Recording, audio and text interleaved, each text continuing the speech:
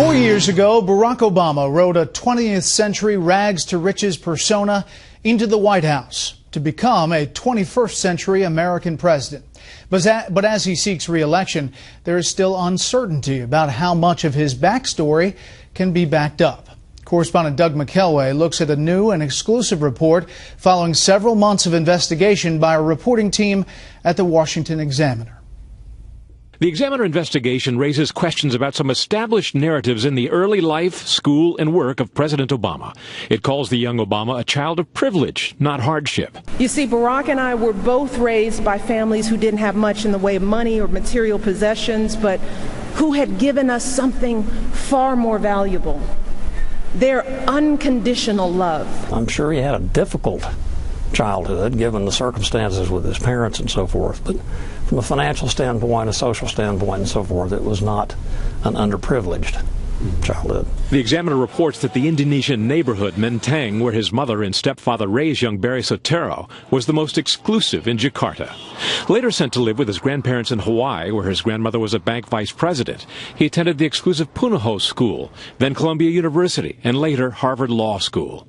In his first job as a Chicago community organizer, he rejected more lucrative offers. To me, he was still the guy who picked me up for our dates in a car that was so rusted out, I could actually see the pavement going by in a hole in the passenger side door. But while he worked in the city's impoverished South Side, he lived in exclusive Hyde Park. Of his 12 years as a lecturer at the University of Chicago Law School, Time magazine said in 2008, quote, "Within a few years he had become a rock star professor with hordes of devoted students." But student evaluations obtained by the Examiner tell a different story. In 2003, only a third of students recommended his courses. It steadily went down in the last 5 or 6 years that he was there. He was among the lowest ranked professors. Nor did the future president leave any record of scholarly writings, while similarly credentialed colleagues wrote prolifically in law journals. He showed up for classes, he gave his lectures, and he was gone. The Examiner found sharp contrast between Obama's memory of his legal work and the record of it. In Dreams from My Father, he wrote, quote, "In my legal practice, I work mostly with churches and community groups, men and women who quietly build grocery stores and health clinics in the inner city and housing for the poor."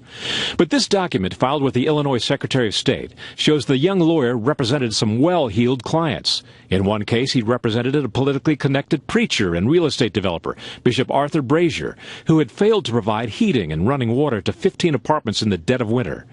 Obama's client had all the tenants forcibly removed from the building, yet paid only a $50 fine under Obama's legal counsel.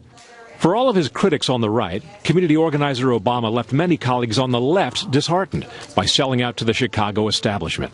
The late radical journalist Robert Fitch, who specializes in urban politics, said, quote, "What we see is that the Chicago core of the Obama coalition is made of blacks who've moved up by moving poor blacks out." Diana Carter, a neighborhood activist, singled out the president's closest aide, Valerie Jarrett, for criticism. Jarrett was CEO of Habitat Company, a low-income real estate firm that made millions of dollars in part by leveraging federal programs like the low-income housing tax credit with subprime lending to poor people. Carter said, quote, "They were never interested in poor people. They would sell poor people a bill of goods." The developers would profit from it. The political activists and political candidates, like Obama himself, would receive votes and, of course, political contributions. And it was a win-win for everybody except the poor people. We are 5 days away from fundamentally transforming the United States of America. Some argue that President Obama won office on his strength as a reformer, but the Examiner found as a state senator, he rejected overtures to reform the Chicago machine. Quote, "He made it pretty clear he wasn't interested in risk-taking or challenging the Chicago machine's lock on a lot of mechanics of government in Cook County in Chicago," said one frustrated former colleague. Mayor Richard J. Daley, the last of the big city bosses, built that machine by rewarding allies with patronage positions. Today, Obama's choice of aides suggests an unbreakable bond to that machine. Closest aide Valerie Jarrett, campaign manager David Axelrod, former chiefs of staff Rahm Emanuel and Bill Daley all cut their political teeth in the Daley machine. The legendary Chicago Tribune writer Mike Royko once penned this advice to mayoral candidate Richard M. Daley, the son of the big city boss, quote, "Reward your friends and punish your enemies." It is a phrase the president used once to describe how Latinos should think about elections. We're going to punish our enemies, and we're going to reward our friends who stand with us on issues that are important to us. To that end, the Examiner says 31 Obama campaign bundlers received clean energy loans and grants totaling more than $16 billion. The auto bailout favored the United Auto Workers over secured creditors, and 8 of the 10 states getting the most contracts from the stimulus program were heavily Democratic. Brett? Doug, thank you. The full report will be on the Examiner website tonight and in the newspaper tomorrow.